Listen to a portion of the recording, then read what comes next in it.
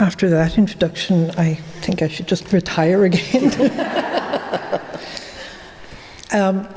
Mary, I'm going to start with you, and this book, Kathleen Brown. Mary, you say towards the end of the book, you describe Kathleen Brown as intelligent, outspoken, opinionated, argumentative, snobbish, conservative, a family woman, proud of her public role. Kathleen Brown was a complex woman. Now, this is really an understatement. Could you tell us how you became involved in writing about Kathleen Brown, and also a little bit about who she was? Yes. Well, good morning, everyone. And actually, when I was writing about Kathleen Brown, was the first time I ever came to Kilmore Quay. So it's great to be back here again. Kathleen Brown's grandnephew got in touch with me and wanted something to be done about Kathleen. And oftentimes this is how it happens with revolutionary women or women in Irish history, in that people know I work on that area, and then they get in touch with me and say, have you heard of X? And I might have, but no work has been done on them. So the Browns made available her archive, or what had remained of it, and I started work on Kathleen, and my sister also worked with me. So we both drove around all of Forth and Bargy, is that how you pronounce it? Interviewing people who knew Kathleen, members of the family, but also neighbours and friends and some enemies, and about their memory of Kathleen Brown and the Brown family.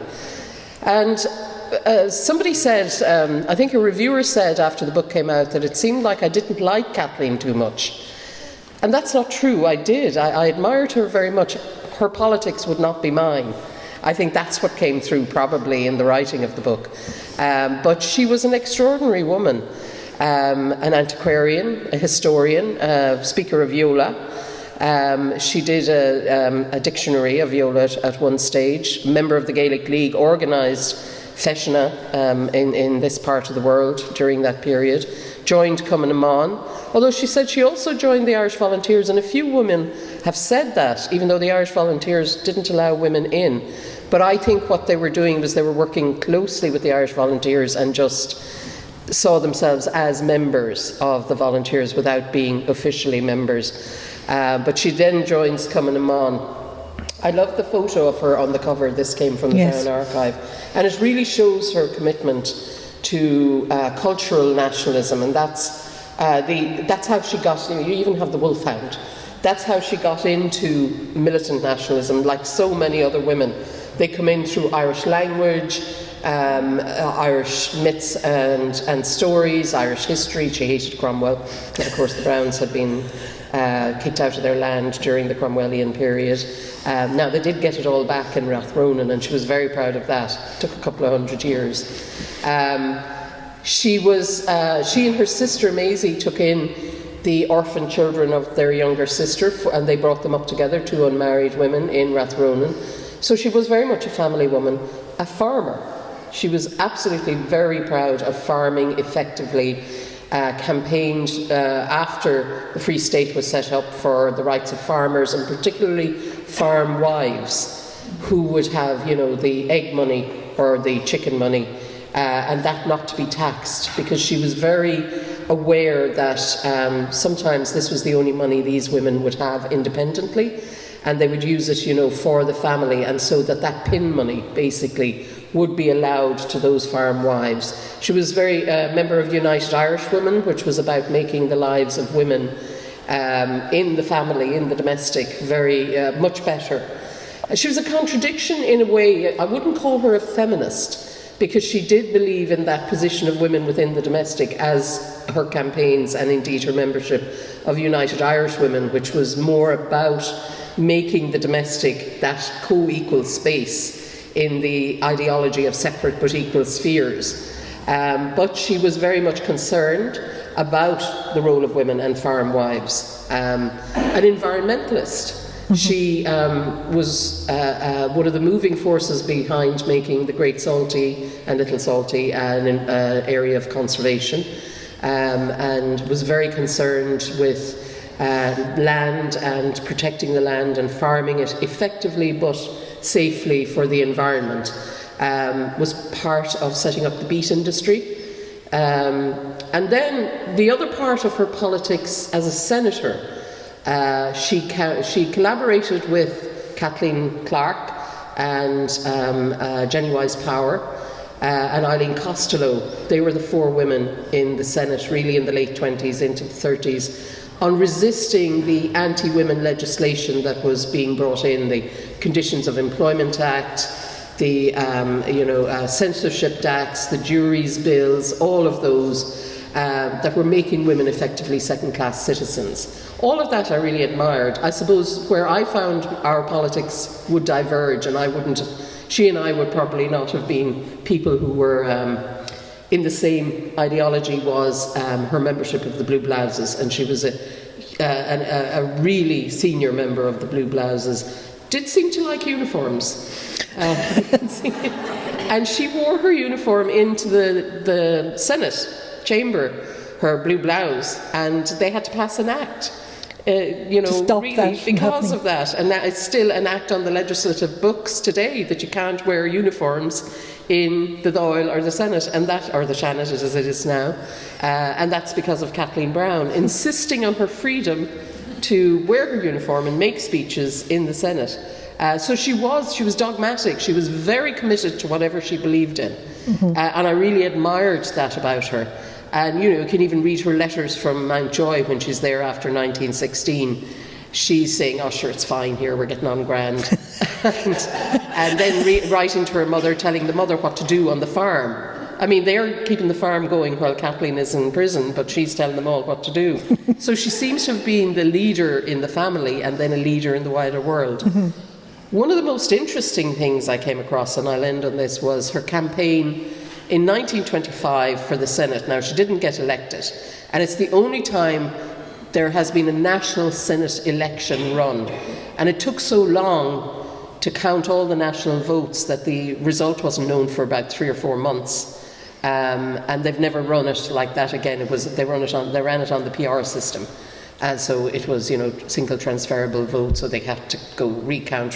So 3 women run: Kathleen Browne, Patricia Hoey, and Min Mulcahy, or Min Ryan, as she was, one of the Ryans of Tom Cool, which of course is in Wexford as well. And none of the 3 got elected, but it's interesting to see what they run on. And Kathleen runs for the women's vote. As do Min and Patricia Hoey. Min and Kathleen are very much that maternalist feminist, in that they're looking at the domestic. They want women's position to be co-equal, even if it is in the domestic sphere. Patricia Hoey is much more radical. She runs on the more radical feminist vote, women's rights and all of that.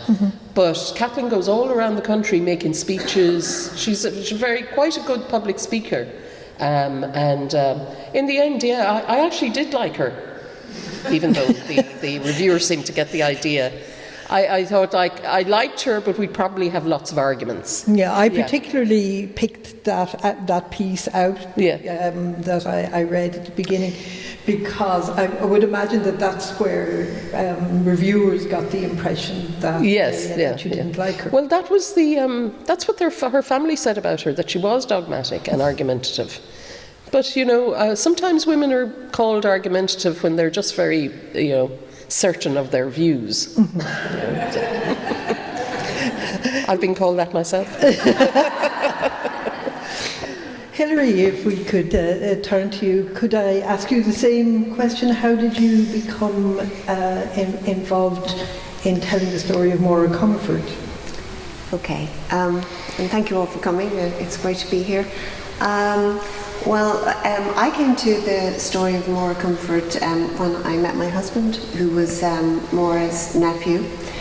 And from very early on, I was very aware of this memoir that she had written of the revolutionary period and also she had a very extensive archive.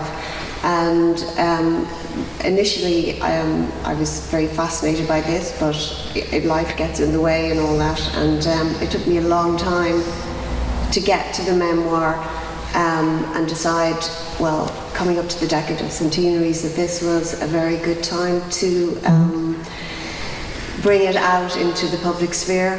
Now, she had tried to get it published during her lifetime, but a lot of things went against her, including, I suppose, the perception of women of the revolutionary period while she was still alive. And she was very, very anxious always that the role of women during that period would be acknowledged. And Máire was also a Wexford woman, well, she was born in Wicklow, but spent most of her early years in a house called Ballycourcy, which is near Enniscorthy. And I suppose you could say she was related to the Esmond family, who would have been the baronets, so they would have been, I suppose, sort of Anglo-Irish to some degree, but they would have been Catholic, so that would have made them slightly different from a lot of the other women like Countess Margaret, who came from a much more anglicised background. And her own situation really was that her father was a miller in Wicklow. He died when she was quite young. Their circumstances changed. They had had a very, I suppose, reasonably privileged life, but then they returned back to live with her mother's family in Wexford. So they were always kind of poor relations, and I think that was very important in how she developed as a young woman. She was sort of half in, half out. So she was, you know, involved in all things like hunting and that kind of lifestyle. But at the same time, their financial situation was very precarious. So her mother opened a school in Courtown, a boarding school for girls, and she worked there for a period of time. But then I suppose something very important happened, which was the 1916, and she happened to be in Dublin just by accident in 1916, and I think that was the beginning of her politicisation, which really became her life from there on in until she died aged 89.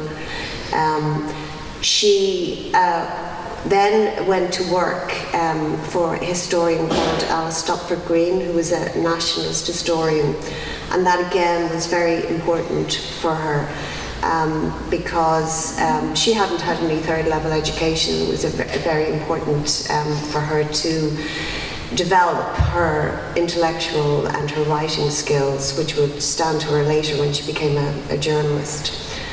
And she just became immersed in the War of Independence. She cycled all over Dublin. She carried dispatches. She did work which really was the kind of foundation for keeping the revolution going, along with all these other women. They kept safe houses, they moved arms. Every evening, you know, they would meet and there would be somebody else they'd have to find a safe house for. So they were sort of, they used the domestic space, their homes and their houses, to like just keep everybody safe, and they were just like an essential part of the War of Independence. And she did that, and she also then, through Alice Stopford Green, she became involved in an organisation called the White Cross. So she set out on her bicycle, going all over the country, and she would document atrocities and then report back to the White Cross. So she would go to places where blackened hands had murdered people or places had been sacked. So it made her slightly different because an awful lot of women in Cumbernauld, they stayed in their local area, but she actually went all over the country.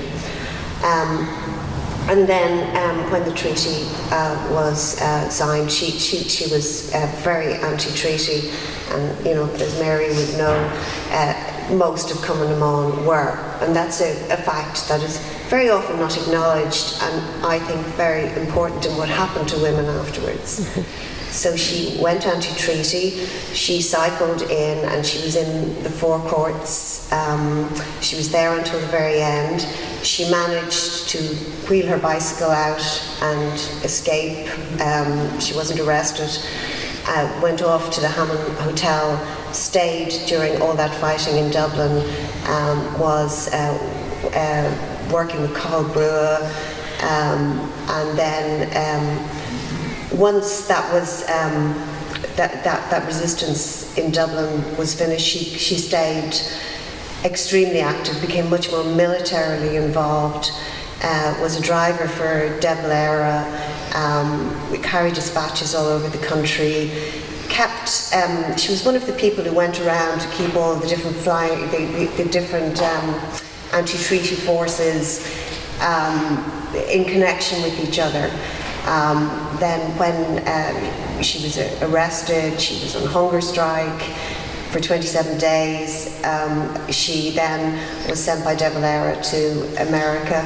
And when she came back, really, the Civil War was over, and she had a very precarious life. She lived on a hilltop in County Wexford. Some of you might be familiar with the school called the Mount. And Father Sweetman, who ran a very interesting school down there near Gorey. Yeah. And so I suppose then her life was very precarious for about 10 or 11 years. And she ran this poultry farm and just kept to herself, just really above the poverty line. She was very isolated. I suppose it was a very difficult period in her life. And then I suppose she was rescued from that life to some degree by, we would think by De Valera, who, although their politics would have been very different at that point because Moore remained a very staunch Republican, he I think, orchestrated for her to get a job in the Irish press. And she became women's page editor and stayed there until her death. But she remained a very staunch Republican, very active. Her house in Dublin became a place where it was a fascinating place. My husband would say it was a bit like a train station, people coming and going all the time. She worked with researchers, historians, Republicans, and even right towards the end of her life, she died in 1982, she would have had callers like Gerry Adams, Danny Morrison, people from the Republican movement, and she would have discussed, where the Republican movement was going at that stage and after the hunger strike when they were beginning to try and find a way forward. So right up to her death, she remained very active and a very staunch Republican. As a follow-up to Hilary, just before I came out, I was looking for a particular part. Would you mind if I read the section? Yes, do, please. This is Hilary's book, On Dangerous Ground. And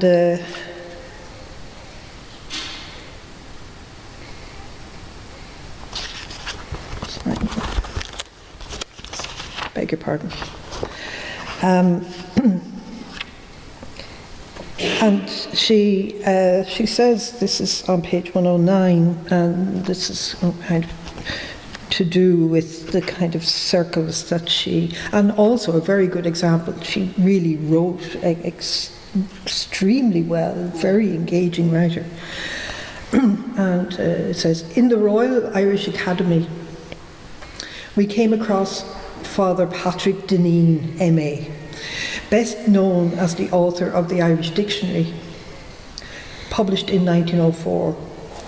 He was at a crowded desk in the sunny window at the front of the building, a dilapidated and bent figure, grey-haired, and not striking at all until you saw his face and heard his voice. Mrs. Green spoke to him with great deference. I was witness for the first time to her persistent regret and frustration in the presence of scholars of ancient, middle and modern Irish, whose literary sources were essential to her work and often quoted in her writing, but out of her reach at their source. So Alice Stockford Green could not speak Irish, but had no knowledge really of the Irish language. But it's a kind of extraordinary piece, really, and instantly, and you find this throughout her account of somebody who uses the English language to a huge effect, really. Well, I suppose she was, yes, she was a very, she has a lovely writing style. Yes. And when I began to think about editing the memoir, which did require editing because there was a lot of it, I was very conscious that I didn't want to have my voice in there. So wherever my voice is, it's just footnotes, explanatory footnotes.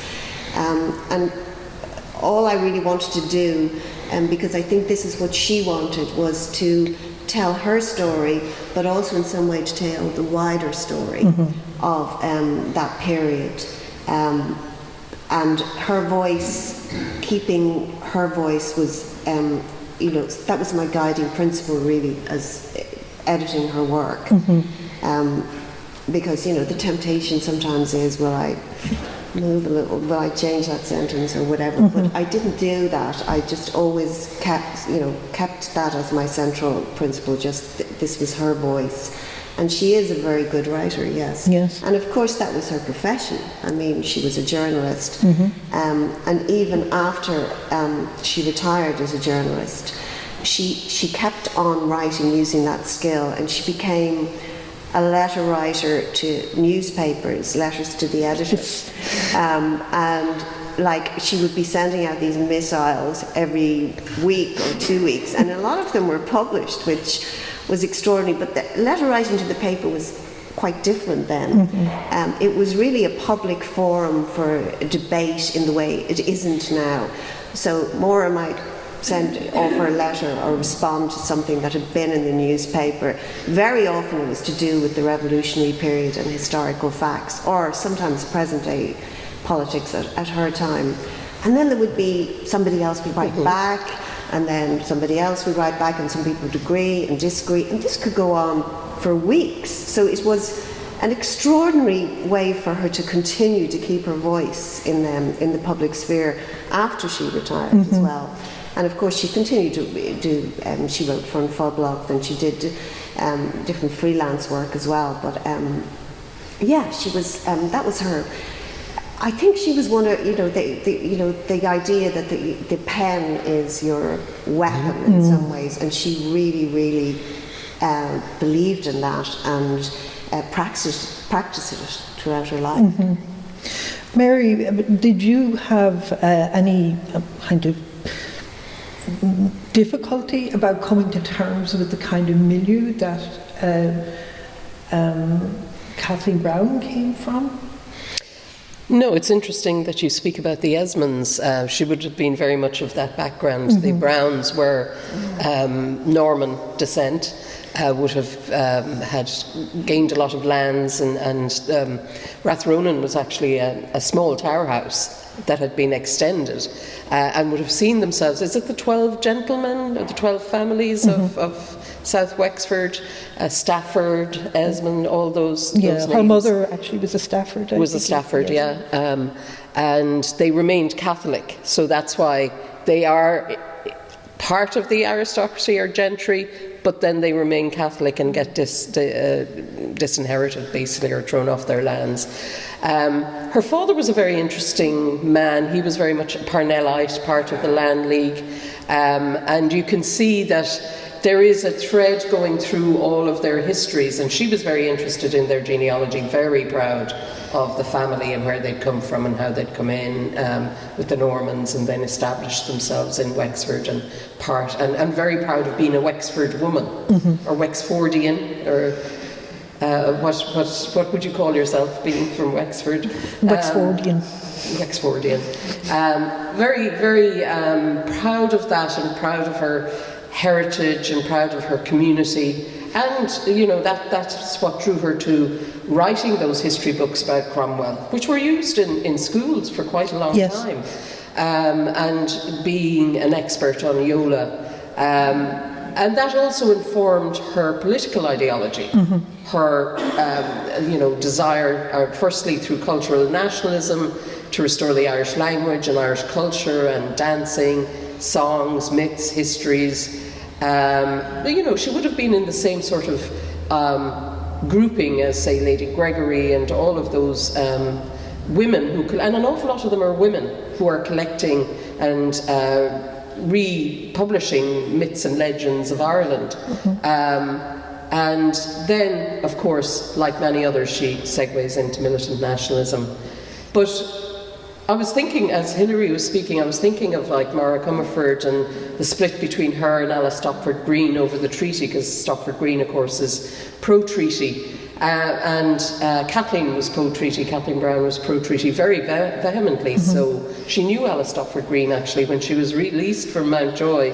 One of the first people she visits is Mrs. Green. So I'm sure she knew Máire as well. They would have known each other and met each other. Very likely. Yeah, and they all knew each other. It's a very small milieu, really, when you think about it. Today, you meet somebody and they know somebody who knows somebody. Even then, there was less of a population. So all of the women in Cumann knew each other. And one of Kathleen's best friends was Nell Ryan of Tom That's Coombe. right. And I think that was the saddest part of writing about Kathleen, is that Nell is anti-treaty. Her sister Min, obviously married to Dick Mulcahy, is pro-treaty. So they have a split within that family. But Nell ends up in jail, goes on strike, almost dies. In fact, a rumour went out that Nell had died, but she didn't. She did survive the hunger strike. The same rumour went out about Máire, Nell was on probably that same strike when they were on for between 27 and 30 days. And many of them did come close to death, on those hunger strikes. Then Nell is released, and obviously Nell and Kathleen are at loggerheads over the treaty. And Kathleen hears that Nell is back home, and she feels that Nell Ryan will get the irregulars to do something to her, because Kathleen is a founder member of Cumann na Saoirse. And the split between Cumann na Mán and Cumann na Saoirse, the pro-treaty women, is bitter at this stage. The Cumann na Saoirse women are collaborating with the National Army to provide intelligence work or information on the Cumann na Mán women. Of course, the National Army and the Free State government realised the importance, much more so than the Black and Tans or the British military had recognised, of the women to a guerrilla warfare, so of the anti-treaty women to propaganda work for the irregular cause or the Republican cause, and then intelligence gathering for all those networks of anti-treaty active service units, particularly after they retreat from Dublin into Munster, and then the Munster Republic is declared. So, and the Free State government is trying to, recapture Tipperary and Cork and Kerry. The Cumann na Mán women are providing huge intelligence gathering at this stage, but they're also much more militant in that some of them are actually fighting with weaponry that they didn't do much of in the War of Independence. They're holding up trains. Ethna Coyle is very active as a train robber, actually, at this stage, and again gets arrested for that. And a law is passed, of course, that any anti-treaty person found with a gun is going to be shot, and you do get so many men executed. They don't execute the women, but they put them in jail for, like Margaret Skinnider, who I also wrote a biography of, is arrested with a revolver and ends up spending a year in jail. Again, does hunger striking as well, and would have known Máire. But this is all very bitter, and the Cumann na Saoirse women get the a horrible nickname from the Cumann na Mán women as Cumann na Searchers, because of course they're providing the lady searcher role. So if the Cumann na Mán women are arrested, they can't be searched by a man, so the women are searching them. They also are help transfer the women from Mountjoy and Kilmainham to the North Dublin Union. That's done very violently. And there are descriptions of the Cumann na Saoirse women beating the Cumann na Mán women up onto the transport that the trucks that were being used to transport them. So it's very, very bitter. But Kathleen Brown at one stage said that if Nell Ryan gets the Republican troops to attack Rathronan, she will get the National Army to burn down Tom Coole. And that's how bitter that was. And they never speak again. And it's very sad to see that bitterness. However, that didn't happen with all of the political women, because once the Free State is set up, the political women, whether they're Cumann na Mán or Cumann na Saoirse, going more left into the more Republican causes or going slightly right-wing like Kathleen, they have a common enemy. And that common enemy is the church-state anti-women campaigns and legislation. And you can see that they talk about how the Civil War was brother against brother, and unity and forgiveness came through sports.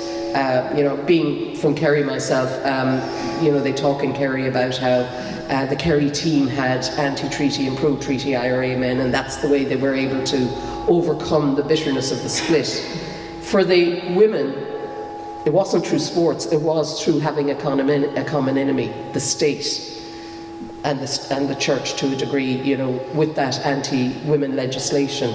So you see Kathleen Brown and Kathleen Clark, who had been on different sides of that divide, collaborating together in the Irish Senate to resist that anti-women legislation. And that brings the women back together. They are collaborating together. Now, some of them, on other aspects of their lives, they remain committed to either the Republican ideology or to supporting the state that did come into being, as Kathleen Brown did. But it's interesting to see how the women fit themselves into this state that none of them actually fought for. They all took the oath of allegiance to the Republic declared in 1916 and the Proclamation of Independence. That was their touchstone. That would have been for Máire, for Kathleen, for all of them. And what they got wasn't that.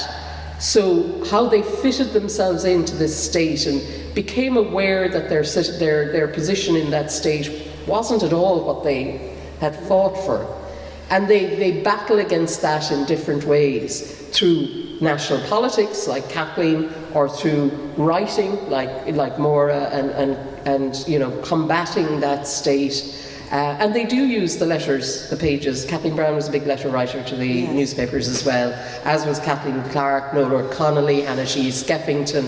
That was their Twitter, I suppose. They had arguments. There was a big argument between Hannah Sheehy Skeffington and I think Nora Connolly, and Kathleen Clark about the role of Tom Clark in drafting the proclamation and who actually read it. Kathleen Clark was always very concerned that Tom Getty's rightful position, she felt he was overshadowed by Pearse, which, he was, but he was the senior leader and the older of all the signatories. And so they do use the letters to the editors' pages in order to continually talk about women and women's position within society.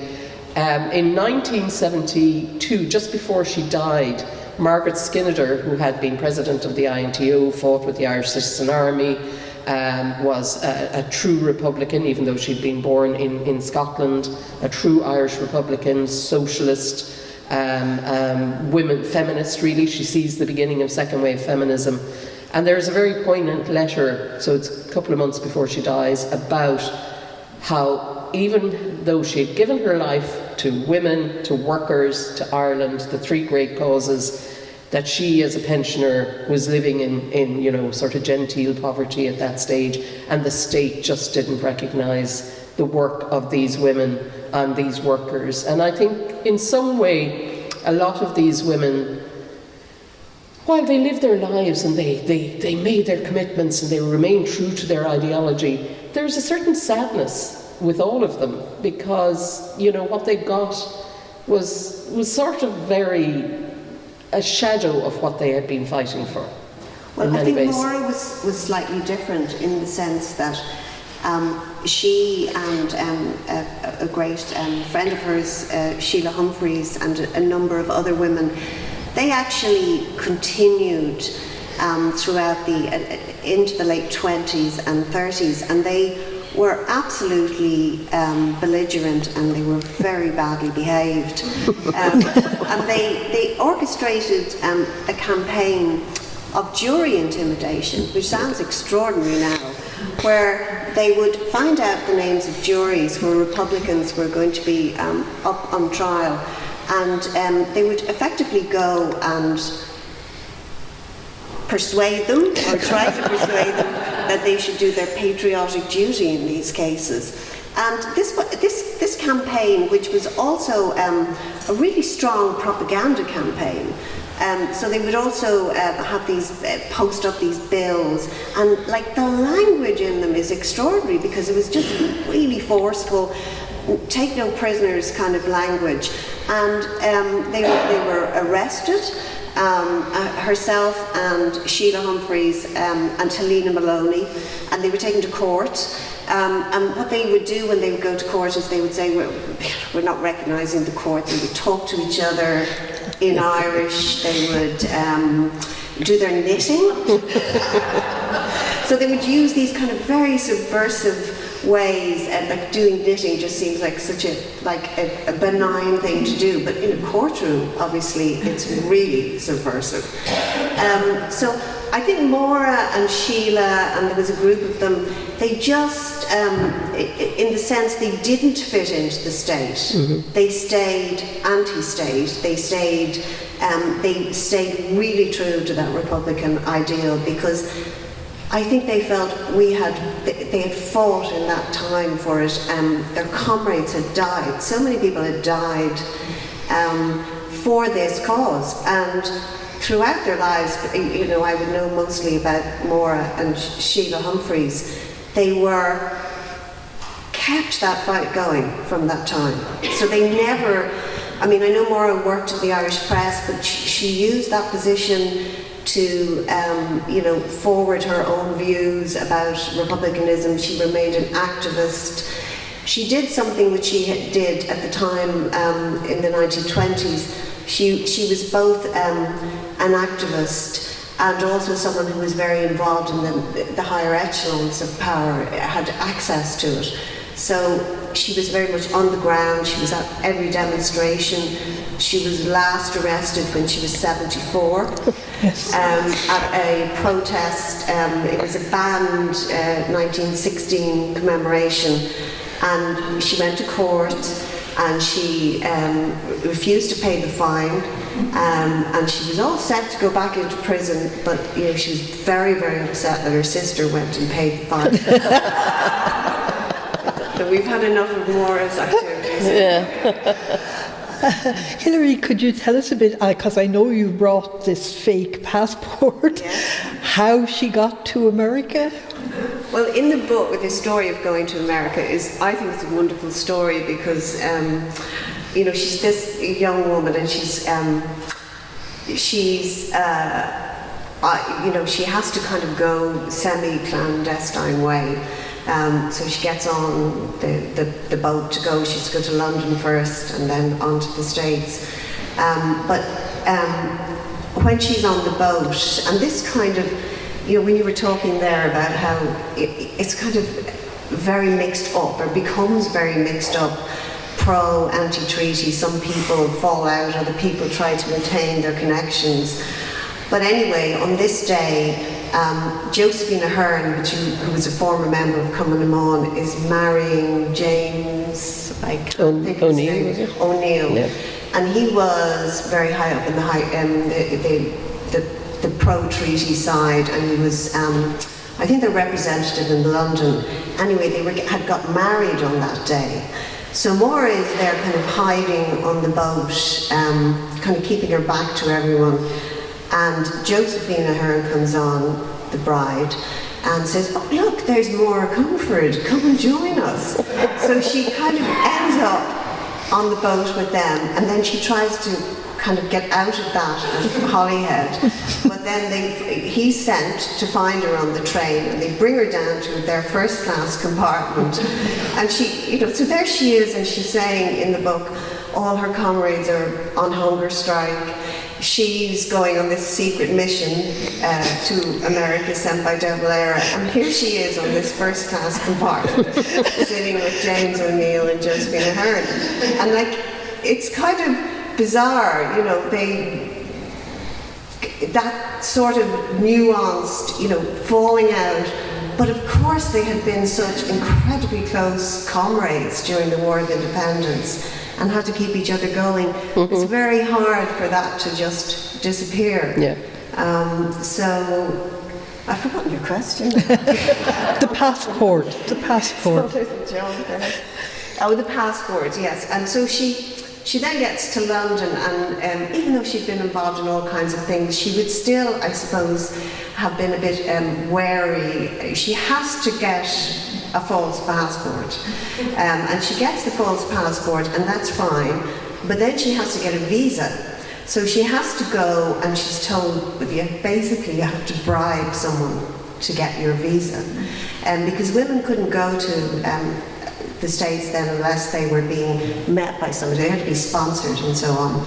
Anyway, she goes and she spends the whole day trying to work out how she's going to do this, and she's all the worry and anxiety, and she slips the whatever it was, 10 shillings in with the visa, and then she gets it and travels to America. So I mean, anyone who wants to see it afterwards, she travelled as Edith Lewis artist.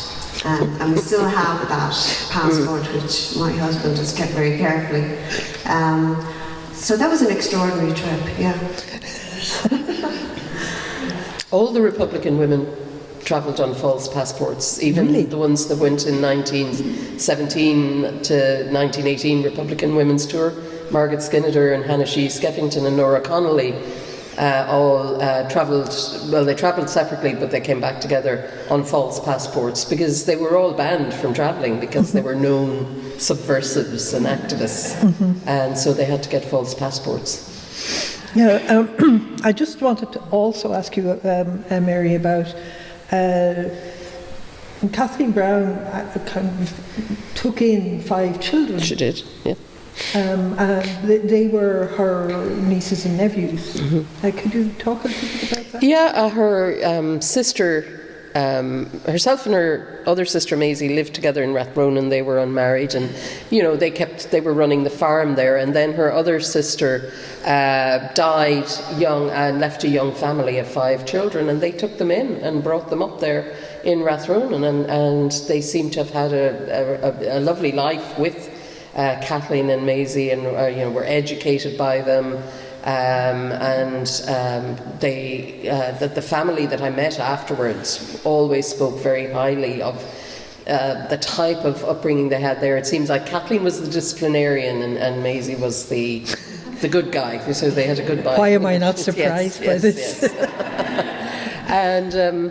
And they all did very well, those kids. They all grew up, got educated, and their descendants now live in Dublin. Nobody lives in Rathronan anymore. In fact, it's very sadly fallen into disrepair.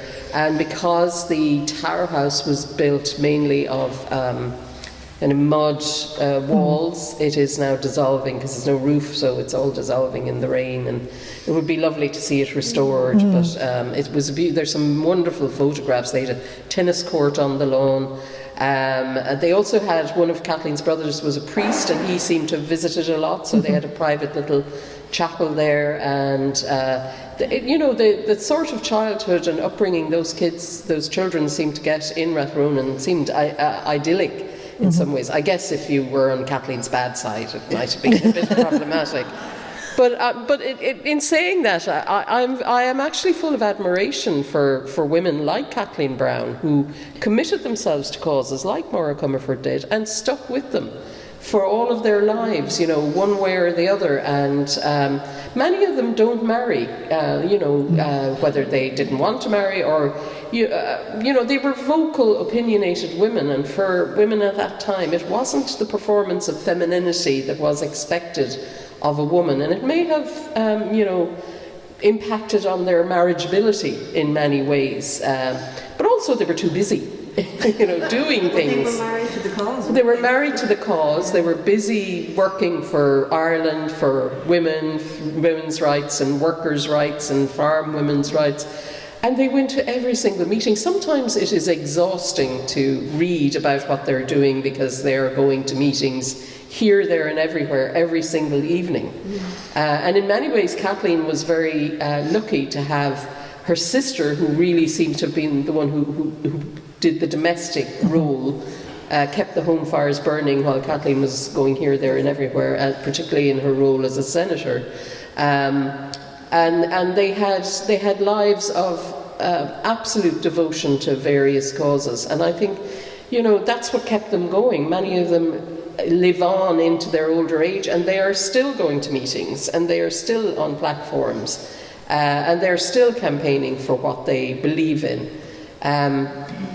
In some ways, the next generation's revolution or rebellion against that is to become a bit more conservative and not be as active in the cause. So it's interesting when you see the next generation in the 30s, 40s and 50s, if you look at it in terms of feminism or women's rights, it becomes a bit more conservative, like the setting up of the Irish Housewives Association and the ICA become the vehicles through which women campaign for women's rights. So it's very much about maternalist feminism and the domestic, and they're not as radical.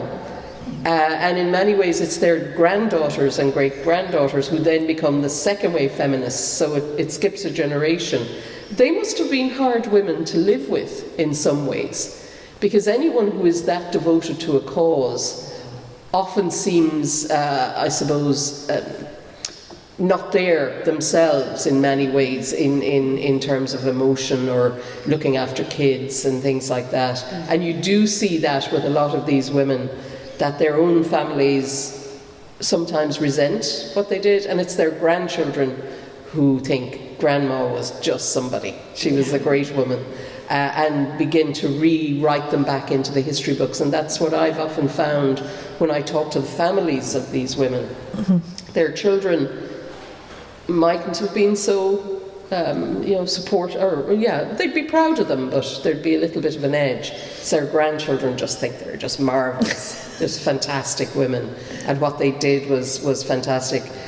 Same with their grandfathers, who had been part of the revolutionary movement. But the one thing that sometimes is difficult with doing research on these women is that if they were Republican like Máire, at least she leaves an archive. Yes. But women like Elizabeth O'Farrell, who famously brought out the surrender flag in 1916, she and her partner Julia Grennan committed their cause to the Republican cause, refused to recognise the state throughout their lives.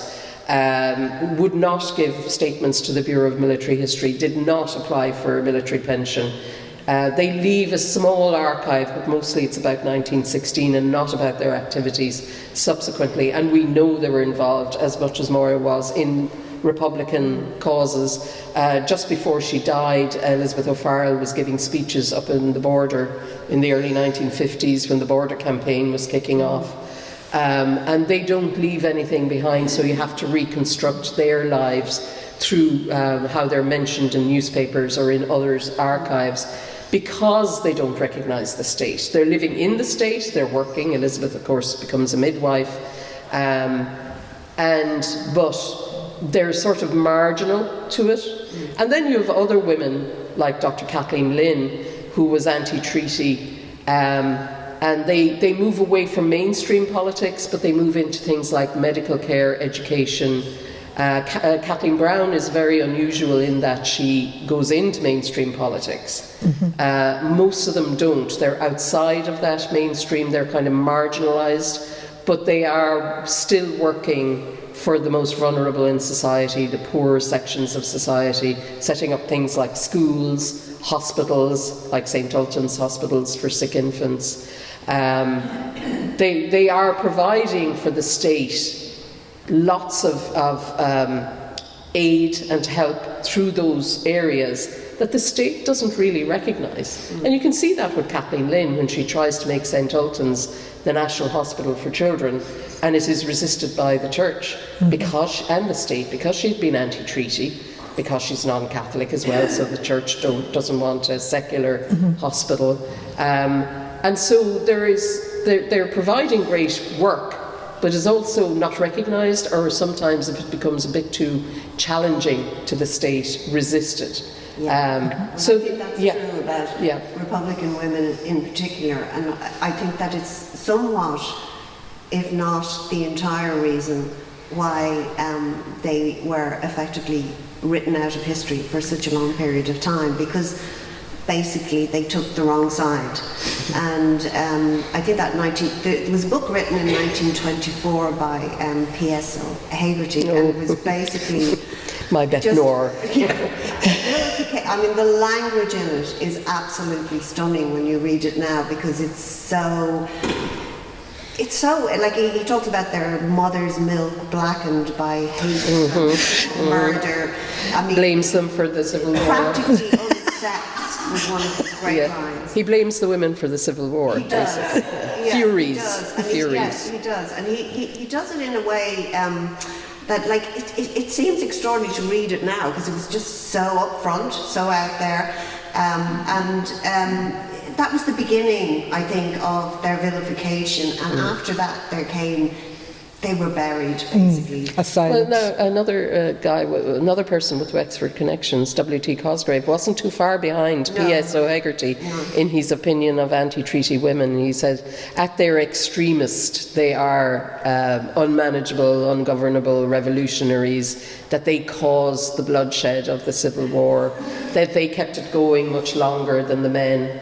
And you can see that with, say, Paddy O'Daly in Kerry. I'm doing some work on that at the moment. And he's sending back missives to Dublin from the Kerry Command during the Civil War, saying everybody's accepting of us and they're quietening down, except the women. The women are still at it. And they do get blamed then and marginalised from mainstream. And that's great when you do find archives then, because it kind of charts their journey. And Máire would have been very, very conscious about keeping everything, telling the story of not just herself but all of these women, and every letter she had, every bit of correspondence was related to her activities. It charts really republicanism through a very female lens from 1916 onwards. And I think partly why she kept an archive and was very, very conscientious about it is because she had worked with a historian, Alice Stopford Green, all those years before, and she knew the importance of having primary research material available. And so I think that's where her ability to keep an archive, and there would be other women like Sheila Humphreys, her friend, who would have kept a very extensive archive as well, but they much less so than the men, really. Yeah, and I mean, Kathleen Brown does keep a very good archive, and plus there's a lot of material in obviously her speeches in the Senate. And it's interesting to see her, because she's obviously pro-treaty and a supporter of the government, which would have been a marginal position for the revolutionary women. The majority of them are Republican. So it's good to have that alternative lens as well, but also to see that once she leaves the Senate, in many ways those women get marginalised too. They might be more in with the upper echelons of the state, but they're still expected to be back in the domestic. That was their position. That was the ideology of the state, that women's place was in the home, the respectable, domestic, maternal Irish woman was the idealised version of Irish womanhood. And in some ways Kathleen signed up to that. But it's kind of a contradiction. She signed up to that, but she wasn't that herself at all. You know, she didn't marry. She was bringing up a family, but she is a public figure. She's out there in the public domain. She is, supporting farm wives, supporting the environment, doing all of these campaigns on things she's interested in. She's also involved in the library service here. But at the back of it all, she also agreed that women's place was in the home. A bit like the Countess of Deshart, who was one of the first female senators as well, had been anti-suffrage herself and now is a politician in the Senate. She would have been from Kilkenny and supported farm wives and supported, setting up small industries for women to do lace making, earning extra money with this sort of piecework. But that's extra to their domestic role, and domestic role becomes important in the ideologies of the state. And Kathleen does sign up to that, but doesn't do it herself. So you often see that though with political women who go in that direction. They agree with the ideology of separate spheres, but they don't do it themselves. So an interesting and contradictory character. Unfortunately, our time has come to an end.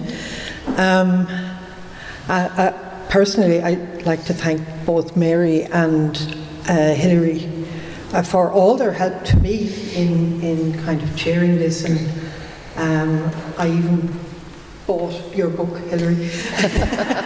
Thank you, Sarah. Sales are important.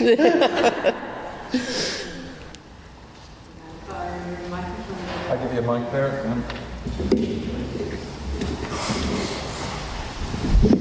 I just would like to say I have a little folder here, which I brought just because I wanted to, if anybody wanted to see something from Maura's archive. And He's got the passport. Yeah. So this is in her scrapbook. That she kept from 1916 to 1918.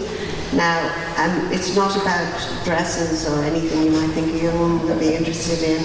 It's all her, you can have a look at it yourself, but she has her, yes, she has all this kind of stuff. But she also has a very interesting map at the back, which is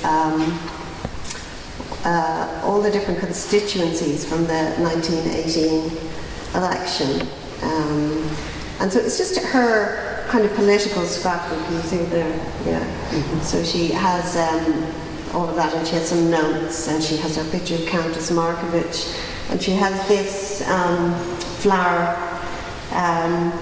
It was fell beside the grave of Thomas Ashe from the wreath placed there by Mrs. Pierce, Glasnevin, 1917. So that's kind of an interesting thing. There's just in this folder, there's two letters. One is from De Valera when she was on hunger strike, and this one is from Mary McSweeney, and that's quite interesting because she's going through all the things that she should do, because they realise not only is this for the propaganda purposes, but there's a very interesting line from De Valera here, because it was obviously the beginning of things going very awry.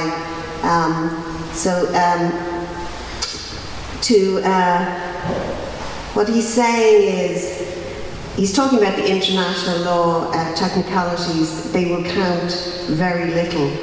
The only way in which they can be called to account, which is the anti-treaty side, for cruelty of any sort is by publicising the fact of this cruelty, and they are callous to that now. So that's a very interesting line. And then just at the back, this is actually her false passport. So anyone who wants to have a look at this, you're welcome to at the end. The Wexford Women of the Revolution. What a feisty bunch of tough cookies they were. And how wonderful to hear the story at first hand about their bravery and intelligence. So from the women of the revolution to the women of the moment, Hilary Dully, Máire McAuliffe and Celestine Murphy, thank you so much. That was a riveting discussion.